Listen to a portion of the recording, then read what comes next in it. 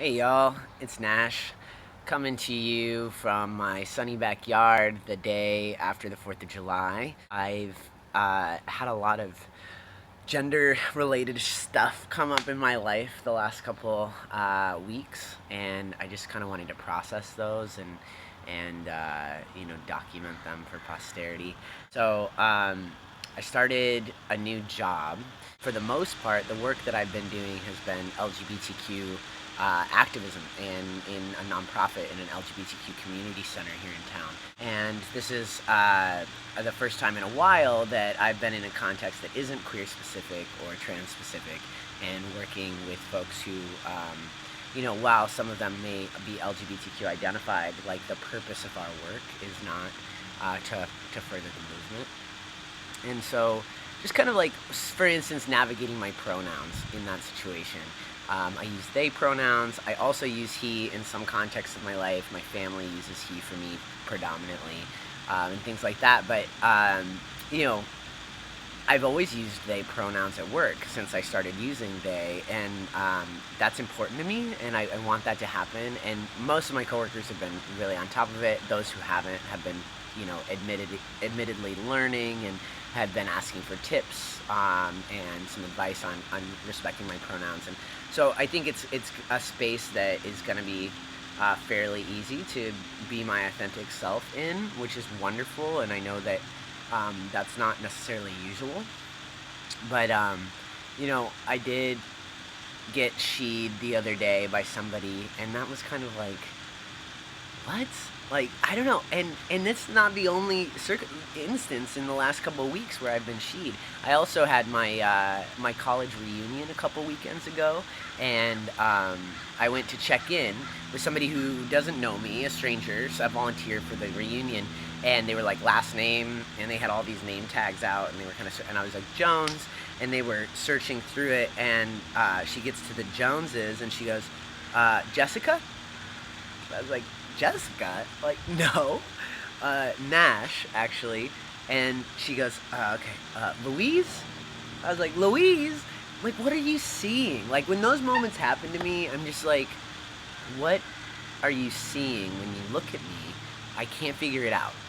When my gender gets perceived in such different ways in different spaces by different individuals, I'm so confused still about like what people see when they look at me in terms of gender expression, because I think it ranges really significantly. And I think pre-T, I was pretty confident about how my gender expression was being read. I mean, it's not the case that like it was never read in a way that was surprising to me, but at least pretty predominantly I knew what I was putting out there and how people were picking up on it in terms of my gender expression. And these days I'm totally lost for it. So yeah, this person thought I was a Jessica or a Louise, and that was really surprising. And then that really just kicked off my whole college reunion weekend of getting she'd, and in different contexts by people who knew me throughout college when I was using those pronouns and when I was using a different name. And some of those folks are struggling to adjust their language. And so that's different. Like, if somebody knew me before and are struggling to change the language that they have associated with me for so long, I that feels like a very different process that they need to go through than somebody who's never met me, doesn't know me, and then they she me. Because that's like clearly around like how they are presently reading me versus like some kind of like, relationship they've had with me, a habit that they've gotten in through the years and that they associate with me, like the language that they associate with me. So that's been pretty bizarre, And the college reunion also, quite a bit came up for me. There was one day that we were all hanging out at the pool at my alma mater, and, everyone was, in their bathing suits and stuff. And part of me was like really stoked that, like finally I'm in a position where I get to wear a suit that I feel comfortable in, some trunks, and take my shirt off. But there still is a barrier. Like, while I feel so privileged and fortunate to have had surgery, and, I've been working really hard on my body and I'm feeling much more centered and present in my body, it's not like I completely lack any barriers to, wearing no shirt and trunks at a swimming pool. my scars are quite visible, and I forget that I'm so used to seeing reconstructed chests, and my own and my friends, and I think my chest looks great, and it does. But for folks who aren't used to seeing chest post-top surgery, I think that the scars can be really shocking, and they can be really severe seeming to people. And I forget that. And then I kind of realize when I'm in a space with all cis bodies, like cis male bodies in particular, and then I've got my scars, it's like, oh yeah, like I still, my chest is still quite different in this way that could be quite shocking to folks. And I just noticed, like, my friends are wonderful, my friends from college are wonderful, and I know they had the best of intents, and they were all trying to, being very, they were making me feel comfortable to the extent that they could. And it was my shit, it's my shit. I have to work through that. And I felt really proud of myself for just going for it, and taking my shirt off, and I tossed the football with some people with no shirt on, and but the thing that was kind of keeping me self-conscious a little bit, or really like self-aware, was just that folks are unfamiliar with what this chest looks like what a post-op surgery chest looks like, and some of them were, I think, like kind of like avoiding looking at it, kind of like, in that like polite way, like, oh, I'm not gonna look, I'm not gonna say anything, so yeah, that was just kind of something to notice, that like it's not like now that I've had surgery, it's like I'm infinitely comfortable, taking my shirt off. There's still some barriers having to do with my transness around doing that. Outside of like other body issues that just anybody could have, any cis person could have, taking their shirts off in front of people. But bathing suits are weird like that. It's like we live in this society that like shames nudity and creates very few spaces to just be comfortable in your own body, and then everyone is just supposed to like boom magically feel like so comfortable being half naked around each other at a swimming pool, when there's like no other space where we encourage that to happen. That like these are all like private parts until we get like around a swimming pool, and then you should just feel completely comfortable doing this. And it's like, of course we're not. Of course everyone has like some self-conscious issues going on at the swimming pool. So obviously better than last year around, like pre-surgery swimming pools, and like that environment was so depressing to me. It was just always so sad that I had to, have my shirt on, or like even sit on the sidelines. Often I didn't even swim, and like didn't get to partake in the fun. And now I do. And so obviously a vast improvement, and I'm proud of my body. I'm proud of my scars. And I just have to push myself to like find that bravery to just put myself out there and be like, yeah, this is what my body looks like, but then that'll come with time. This is only like my like third time swimming, and the other times were with queer and trans people. So this was really my first go at being at a public pool with all cis people and myself. And of course that's nerve-wracking, and I was just really proud that I went for it. Yeah. And so then, like after that was last weekend, and then this next week I got she'd by a coworker who just met me 2 weeks ago. And I think that piece is like, some people will find out you're trans and then they misgender you, and they wouldn't have if they didn't know you were trans. And that's really complex, and it's just like really telling of just like cis sexism.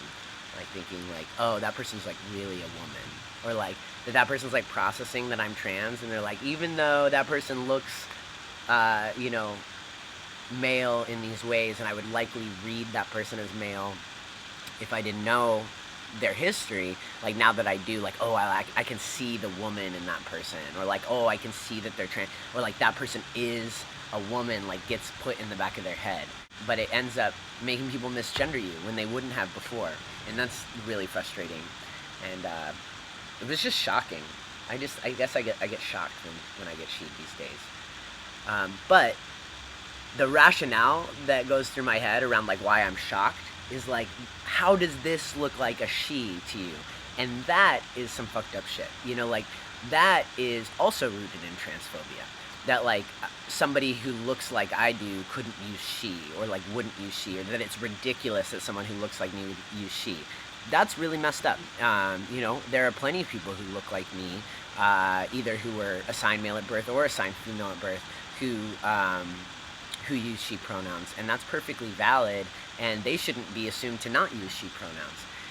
It just, so there's a slippery slope where, like, I think that trans people will often get into where to validate their own identities, our own identities, we end up using these, like, transphobic arguments. These arguments really rooted in shaming people around their gender or assuming things about what somebody who uses he pronouns versus she versus they looks like. So I have to be conscious of that, because I'm very quick to say, like, how does this look like a she to you? That's ridiculous. But that's actually not helpful, and I need to check that argument and why I feel that way.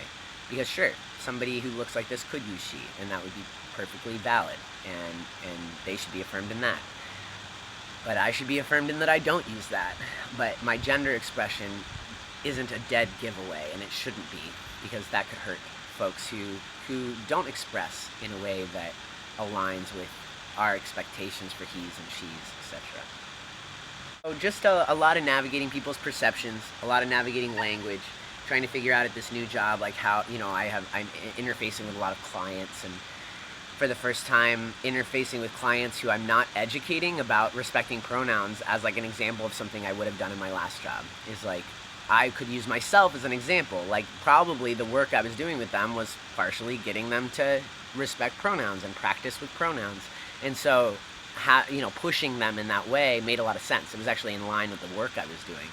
Now, pushing clients on respecting my pronouns and things won't be in line with the work that I'm doing for them. And it's something I need to figure out.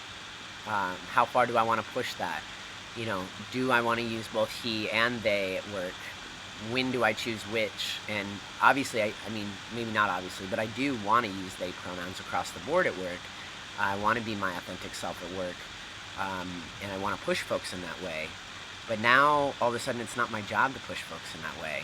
It would be self-advocating. It'd be outside of my job description. And I have to think about, how much work do I want to put in? What is exhausting to me, and what is worthwhile, and what kind of support do I need from my allies? There's definitely my supervisor's already offered support in any way she can offer it, and I honestly, I didn't know what to ask for. I was like, let me think about it. I'm not sure what I need from you yet, so I'm going to figure that out. Some interesting stuff. Being trans it's never simple. For sure. It's not a simple experience to have. It's very complex and seemingly up and down all the time and all over the place. So the second that I thought, I was pretty steadily being read a certain way, somebody throws me some curveballs, and I'm like, oh, I thought I knew. I did not know. But then, yeah, to cap it all off, it was wonderful, after this week of getting she'd and being nervous about my chest in front of cis people at the pool. We had 4th of July last night, and I just had a bunch of friends over, and everyone took their shirts off, no matter what their, chest looked like, and that was just the opposite of being at the pool with all the cis people. Was, being in my backyard with all my friends, with all sorts of different chests and experiences and histories and identities, and we were all affirming each other in our bodies, and I felt infinitely comfortable in that environment, and more than comfortable, really confident. I feel great. I'm starting to develop some pecs. I don't think you can see in this light, but I'm really starting to feel good about my body for the first time in my entire life, and I can look in the mirror and be proud of parts of my body. That's never happened before. And so to get the opportunity to take my shirt off and to not only be like, I can take my shirt off and be comfortable with this, but like, I feel good. Like, I look good, and I'm excited about being seen in this body. I'm excited about people's gaze versus being, really scared of it and hiding away from it.